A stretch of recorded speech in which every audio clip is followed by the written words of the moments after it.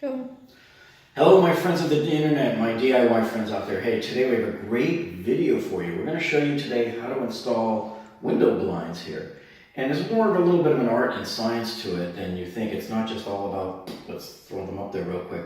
So today we're going to show you everything about hanging these blinds here and how to prep your window area here. Get it all ready before you're ready to install the blinds, okay? So let's hop right into that. You want this alright? Want this alright? Too good to be true. You want this alright? Want this alright? Too good to be true. Gonna make you feel good. Gonna make you feel good. Gonna make you mine. Well, before we install these blinds, I wanted to point something out to you, and this is particularly important, especially if you're getting ready to sell your property here. So before I install blinds, I always see cracks along the sides of the windows here. See these? They're pretty harmless. I think they're just visual, really, unless you really have a leak. But what happens is, if you're going to sell your place here, and you can see them right along here too, an old buyer's trick, and it's still used, they tried using it on me last year, was the buyers will send in their home inspector before you close on the property. The home inspector will come back with this whole detailed report of, oh, you have all these cracks around your windows. Oh, you're going to leak everywhere because of these cracks. And they want you to fix all of that stuff, okay? Or they try to chisel the price down an enormous amount of money, or they threaten to walk away from it, from the deal, because you didn't disclose this kind of stuff to them. So whenever you're putting up blinds, this is a great time to go ahead and caulk this with, we're going to be using silicone here. So I actually have a nice tan colored, almond colored silicone that I'm going to run down here, fill in all of these cracks and make it look actually much nicer and much more palatable than this. So this is what I do. I usually use my little tooling kit. This is one of my favorite ones. This is an original Kramer one. So Kramer and the Fuji are probably the two best out there. You'll see a lot of these at Home Depot, but I wouldn't suggest buying them from the big box stores, because a lot of them are cheap knockoffs that are nowhere near as good as these. And so what normally happens is, when you're tooling, we'll show you in a minute, we'll lay a bead of caulk down, and then you come along here and you just tool it right along like that, see? Whenever you're going up against an edge, and you could do it like down the wall as well too, you come down the wall like that too, see? So when you're doing it, you know, it's important to maintain both edges of this against the wall and against the other wall there. So see that little light crack coming through there? That's where the caulk will be, and this is how it'll form in a nice, perfect sort of a angled pattern there as you go down the wall like that, all right? So these are good for going all the way across the bottom here too. So anyway, I'll put links down in the description below for both of these different kits. The Fuji one I think is even more expensive than this one, but it's the best out there. All the pros that use it swear by it. And yeah, you could save a few bucks buying some of the other ones, but believe me, they're not worth it if they don't do the job.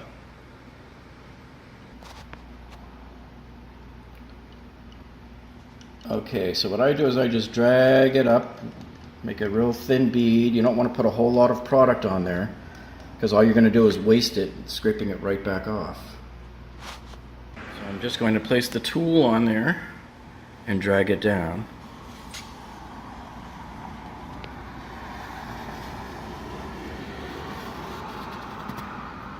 So if you look, you see how perfect and straight it went all the way down the line there? Looks very professional. A lot better than trying to do it with your finger. And the problem with your fingers too, I'll show you in a minute. The problem about trying to do it with your fingers, see, your finger, look what your finger's going to do. It's going to concave and kind of fill in the whole crack right to the corner. And so what's going to happen is your finger is going to force the caulk onto here, to the marble sill, and it will force the caulk to go up the wall too. So it's going to snowplow up the wall. And if you were really sloppy and put down a lot of caulk here, you're just going to be going and making a huge ugly mess. Whereas this one here, you can see it just came out perfect. It was perfectly controlled there. Got a little bit on there, but that'd wipe off in 2 seconds flat. But you can see how really nice it looks there. Okay, so now I'm going to come right here on the bottom here and just lay a bead right across like that. And that's done there. And I'm going to lay a bead along here too.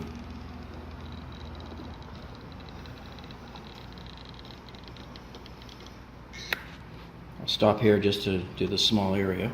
Okay, so before we do this little part here, one thing I just wanted to point out to you is that when you're coming along and tooling here with the tool, you'll start to see it collect up and ride up a little bit from the bottom. You'll see it start to rise up and collect right along here.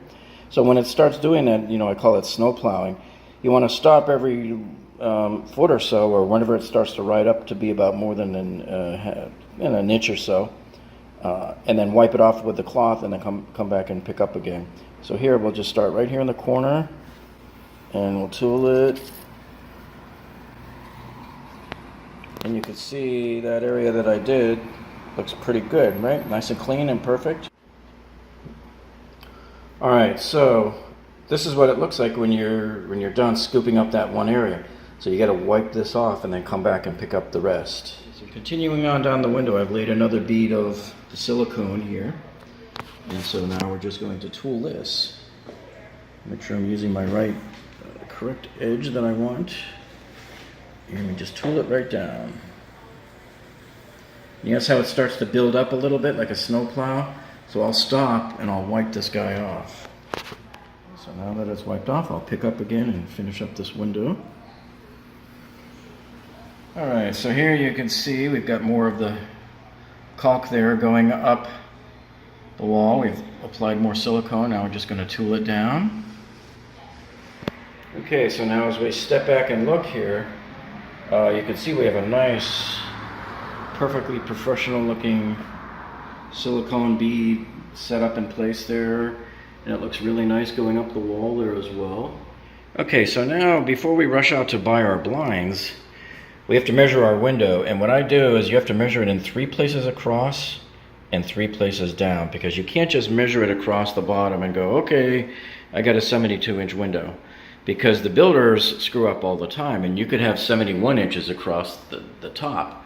So now if I went ahead and bought a 72-inch set of window blinds here, I would be in big trouble, because now it's not going to fit. So you have to go by what your smallest dimension is, and it's best to use a steel tape measure, metal tape measure, and just measure across the window in these 3 spots here and write it down, and then measure across this way here. Okay, these are the vertical distance. You want to measure that in 3 spots across the window as well.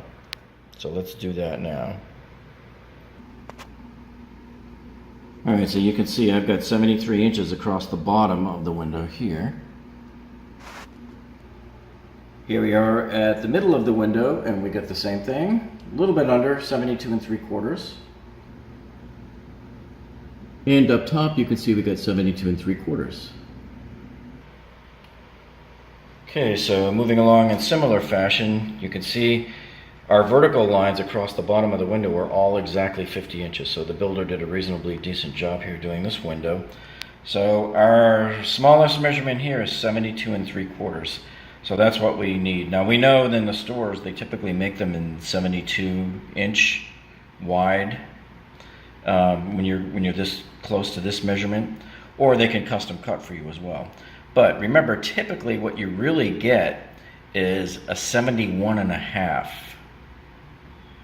That's the width that they typically give you for a 72-inch window blinds, okay? So just remember that. So even though you have 72 3/4 opening here, the blinds are only going to be 71.5 inches wide. So that's going to leave, just under 1.5 inches on either side of the window as a gap, or approximately 3/4 of an inch. And so as you look here, there's the wall. So 3/4 of an inch will take you to right here. So the blinds will probably cover about halfway across the frame here on either side of the window. Okay, so here's the blinds that I bought here. And my criteria when I buy these is I always try to get the widest slats I can. So here you can see it says we get embossed 2.5-inch slats with a wood grain texture. That's what I like. If you're going cheap, you know, this is the best thing to go for. And the 2.5-inch slats are really what's nice here. Because if you look at this, what you're looking at here on the screen, these little green 1-inch slat window blinds, these are pretty useless, really. Because look how many lines there are in between, because there's so many slats, and look how much light it's letting in. So generally, the bigger your slat, like these 2.5 inches, the darker it will be for you in the room. That's what's really nice. And these are cordless also, which I always look for, because now your kid can't get entangled in them. There's no more looped strings or anything like that for kids to get entangled in and get it, you know, have it all dangerous. Also, if you notice, what's cool about these is if you have to cut these, you can. So it says here on the box that you can cut these as low as 65.5 inches wide. See how it shows it right off here? And we've done this before too. What you do is, the way it comes in the box, they're wrapped up nice and tight. They're still kind of stuck together nice and tight. And what you do is you would put this in your chop saw and just run the chop saw right through it. Or you can have them do it at the store as well. So that's another way that you can cut down the width if you need to. And these, as you can see, they have a 64-inch height. That's a lot higher than our 50-inch. That's like 14 extra inches there. So my guess is we're going to be left with about 5 or 6 slats at the bottom that aren't used. So if you look at their picture on the box, see how they show them being, they're just kind of stacked up. That's most likely what it's going to look like. You can take them off too. I tend to not take them off. I tend to leave them, and if the next owner wants to do something with it and remove them, they can remove them.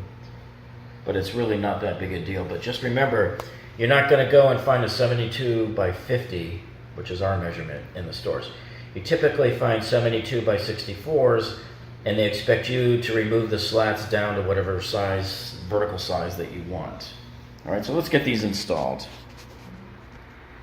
Okay, so before we install these, I just want to review with you what the architecture looks like around a typical window here. Now in this case here, we're up against a cement slab ceiling.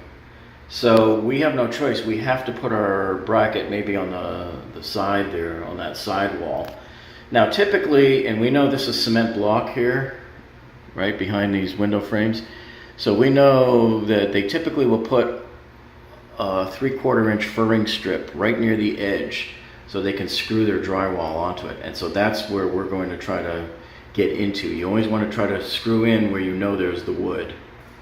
Okay, so now of course there's the plans that you think you're going to do, and then there's the parts that the manufacturer actually gives you. So you can't put anything on the side here with this. You know how sometimes you'll see vertical blinds that have like one of those little metal boxes right here with a gate that opens up, and then you slide the blinds in and then flip the gate back up. Well, that's not what we have here. What we have here is this type of bracket where they want you to put like this, and then the entire vertical blinds or horizontal blinds will snap into it. So, but it's meant to go back here like this, see? So what we have to do is, see, we have a cement slab right there for the 3rd floor right above us. What we have to do is we have to run a Tapcon into the ceiling there, and then we can also screw a couple of little wood screws right into that little piece of wood they have right there. This is not a standard window that you normally see where you have like part of the window frame, the wood or the plywood, or you have drywall along the top. This is just the window goes right up to the slab, and that's it. In fact, you can't even do an outside mount on this one if you wanted. So we're doing what we call an inside mount, because you're mounting the blinds inside the window where they'll stay inside this entire window opening here. So normally on an outside, you would be like this, in front of the window. But since there's no like overhang or soffit, whatever you want to call it, for the window, you're stuck with only one way to mount these, and that is like this. So we're going to put one of these little Tapcons here, and it doesn't need to go very far either. So this is the Tapcon we're going to be using, these little blue ones here. Now with this, you have to use a a specific drill bit. You can't use a regular drill bit. You have to use a masonry drill bit. If you put a regular drill bit and try to drill up here through this concrete, you're going to be sitting there going all day long and nothing will ever happen. You must use a masonry bit, and it must be the right size. Tapcon will tell you when you buy your screws on the package what size of the masonry bit you're supposed to use. So let's go ahead and get these installed. Now, because this is 72 inches, we got to have 4 of these going across. So our work is going to be pretty gnarly here, drilling upward into this concrete. Go. Okay, so here are the Tapcons that we're going to use. These are the Tapcon concrete anchors. So what I'm using here is the 3/16 inch wide by 1 1/4 long. I'm trying to get away with the smallest Tapcon anchor that I can use, and that's this guy here, okay? And so, because we're just going up into the slab, and the least amount I could get away with drilling up into the slab, the happier I am. And all the Tapcons usually come with their own concrete bit here. And so this is the concrete bit. And so what I've done here is I usually like to take a little bit of blue tape and I mark it on the drill bit here, and because here's the screw, right?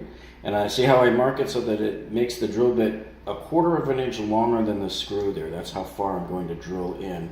So that when this blue tape, as the drill bit's spinning, this blue tape will hit the surface of the ceiling up there. And I know I'm at the right depth there.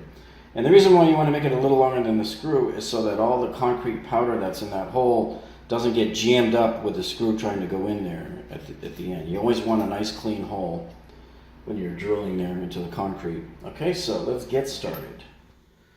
Alright, so here's, this is my DeWalt drill. This is actually a newer one that I bought last year, and it's pretty advanced. It has this thing here, you can see the little hammer on there. It's got a hammer mode. So they call this a hammer drill, and what hammer drills do is they pulse in like several times, several thousand times a minute, I think it is.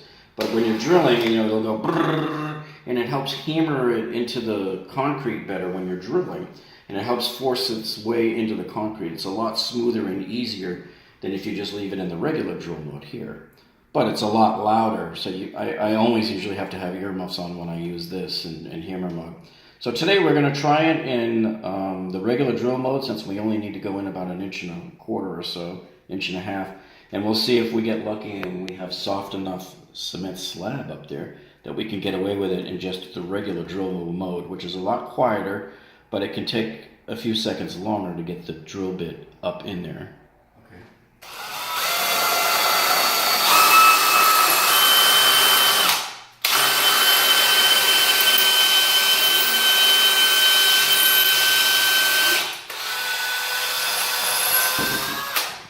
Right now, I don't know if you can still see, but there's a lot of the little flakes and cement powder and stuff is still floating down here and landing right here in the windowsill.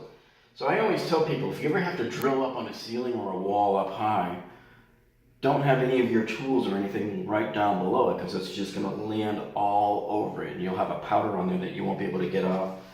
And you might even want to put down some protective paper on the floor too, if you don't want to vacuum later, but just make sure you've got a floor that's okay with having a little bit of dust on there, okay?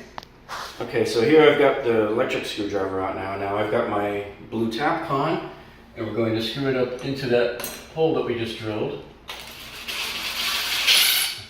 So there we go, and he's now nicely secured to the ceiling, and we just have 3 more to go. So remember, what they want you to do here is, it's really better off, I don't put it right near the edge. I like to put the first brackets, the edge brackets, about 3 or 4 inches in from the edge on both sides, the left and the right side. And then the other 2, you space them evenly across the middle. Now remember, this is a 6-foot wide set of window blinds here that we're going to install right here. And so you have to have those brackets going across the middle, because it will sag pretty badly if you don't. So you just want to make sure you get them in there and get them evenly spaced so that each one of them is supplying, you know, it's handling the load equally, okay? Okay, so we've got all 4 of our brackets in place now. So in addition here to the 2 blue Tapcon anchors into the concrete ceiling there, since we have a little wooden structure member here, I decided to go ahead and supplement these Tapcon screws with a couple of self-tapping wood screws. just for extra insurance. The holes are there, why not use them? So I did the same thing down there at that end, and then all the way down at the very end here. So now we're ready to hang our horizontal window blinds. Now I just wanted to point out something to you. When you're putting these up, you want to make sure that they're perfectly straight up and down this way, so that they're not canted at an angle. You want to make sure that all of these are in line, like in a plane, because they're going to clip onto the top of your blinds, right? And your blinds are on a like a mechanism. They're in a housing that's machined straight with a track. So you got to keep that in mind and make sure that all of these are in line so that they'll clip onto that track. And then with this popcorn ceiling here, if the popcorn starts giving you any problems, scrape it away first before you put these brackets here, so that you don't have any bumps in the popcorn making your bracket go at an angle like this, left or right, like a camber there. So that's pretty much all you have to worry about there. Okay, so you see we have all of this hardware here. Now before you hang the blinds, and I started already to do that here, you want to put the end caps on. So these are the plastic pieces that just kind of fit right on over the end.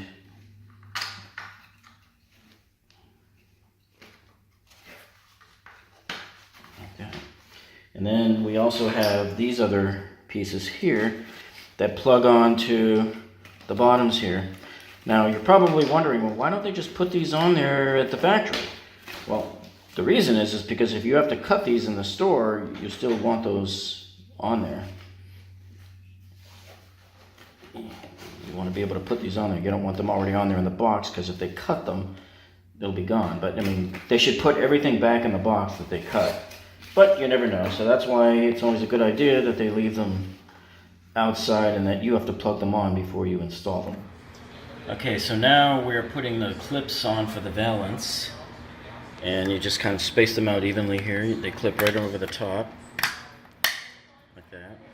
So there's 4 of them here. There's another one here, and the last one is right over here. Okay, so now we're ready to put the blinds up. Okay, so the blinds come like this, and they're all kind of held together right now. So what I'm going to do is hang it like that. So here's the top of your housing here, and all you do is you'll feel like a groove on the bottom of it that runs all the way down here. This groove will rest on the bottom part of that bracket, and then you'll roll it up and snap it into place so that it reaches around and snaps onto this groove on this side. So let's show you how that looks. All right, so what I've done here is I've partially opened the blinds. And I've done that so that it'll give me maximum rotational movement here of this top housing, because you'll need it when you get it up here. We'll see if we can reach in there, get it to rest on the bottom thing there on that groove, right? And then once you get it in there, you want to reach it up and snap it along the top so that it goes right in there, see, along the top there. I'll have to move the ladder and get that other one there. So there's a close-up there of the bottom of it. You can see the bottom of it's resting on the bracket that we just screwed to the ceiling there. And then for the top part, you want to move it and rotate it into place, see, so that the top part of the bracket swings over the top of it and comes around and grabs that groove. And so that's what we've done all the way down the line there. So the fact that it went in that easy and I was able to do a 6-foot section there by myself like that shows that we had these in perfectly in line. Otherwise, I mean, they don't always snap in quite easily like that. This was a pretty smooth job here. Now, once it's snapped in, you want to make sure you're centered. So here you can see I've got about maybe 1.5 inches on this side, but I believe over at the other end we're all the way against the wall. So we're just going to try to slide this down a little bit. Sometimes because you have 4 of these brackets, they don't want to, they're holding such a tight grip, they don't want to let it go and they don't want to let it slide. So you may have to pop it back down again, move it over 1/2 inch and pop it back in. See, so here we are on the left side, and good luck trying to move that on your own because your fingers are no match for the clamping power of those brackets. So what I usually use is a real thick scraper. Okay, not a butter knife, those are too thin. But you can do this or a screwdriver, but these work better. See how it moves it over a little bit for you? So that plants it a little better where I want it to be. I'm gonna move it a little more. There we go. So now let's go back and check the right side. Now here's the last step here is we're going to put the rod in. The rod plugs in, it goes in at an angle right there, and you'll hear it snap in right there. So you know you're in. Now, oddly enough, I don't know why, but the manufacturers of these window blinds, they always tell you to put this in first in the instructions before you hang this. To me, that's just ridiculous. I don't want this thing poking at me, and neither do you when you're struggling trying to get this thing up here, reaching up over your head. It's so much easier to just snap this into place after the fact. All right, so now let's go ahead and test out our blinds. All right, so now we're going to test them out here, and nice and smooth. They come down, they glide just absolutely perfectly. And if you remember what I told you, because these are 64 inches, but our window is only 50 inches, we're going to have a few extra slats left over. Hey, it's up to you whether you want to remove these or not. I don't really see any reason to. But these are gorgeous. Look at this, the improvement that it's already made to these windows already. And just look how big these slats are too, 2.5 inches. They look like wood grain. You can't beat it for the value. So these were $89, and let's see how dark. I mean, it gets reasonably dark in here. So see how you have fewer cracks for the light to sneak in compared to those 1 inch, those ugly little 1 inch window blinds that I showed you earlier that had so many cracks for the light to sneak in. This here makes your room darker, and then if you had a set of curtains or something in front of these, it'd be even better. So these are what they call medium opacity. They're not 100% dark. They are not completely room darkening, but they will darken the room. But you can again see why these are much better blinds to have, because look at the size of these slats, 2.5 inches. So when you go to clean these are a lot easier to clean. And they're not going to push in and bend in on you like the little 1 inch ones do. So these are a lot easier to use. Okay. And again, these are cordless. So let me show you how these cordless work. So I usually make sure that the slats are horizontal.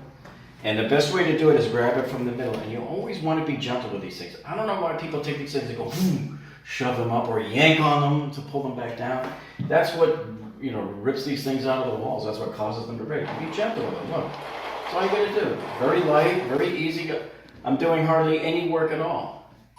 Pulling down, just a little bit more work than going up, but not that bad. And I actually pull it a little bit further like that and set it down. Okay, so now that our blinds are in, you can see we have our valance clips here.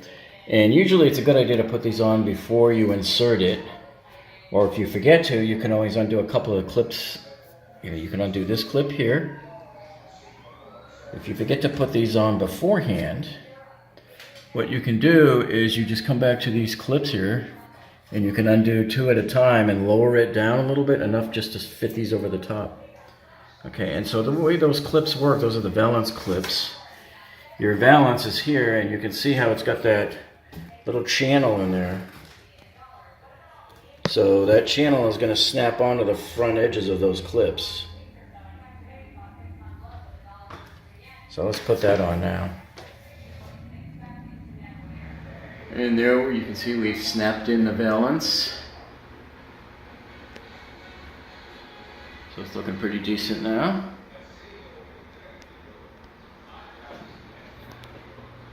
Well, here's our final view here of the installed blinds, and I must say they do look gorgeous. The one great thing about these 2.5 inch blinds is, look, there's fewer slats, so it lets in more light when they're open, but because there's fewer slats, it lets in less light when they are closed. So here we are with them closed, and it looks a lot better. Can you imagine having 1 inch blinds and how many blinds there would be going up there? This looks so much cleaner and sleeker. Well, I certainly hope this video helped you out, and if you found this video useful, we'd appreciate it if you would give us a thumbs up down below. Just click on that thumbs up icon. That lets us know that you care about us. And if you have any friends that you know that are about to do this kind of project, please share this with them on Facebook and Twitter. Let them know about this, and so they can come and watch it too. And then lastly, make sure you click on that subscribe button down below there so that you can come back and binge watch many other engineering videos that we have here for you to watch. And when you click on the subscribe button, make sure you hit that gray bell next to it. That will alert you every time we upload a video so that you'll never miss one. So that's it for this week, folks, and we hope you enjoyed it and you have yourselves a great week, and we'll see you on the next one. Bye.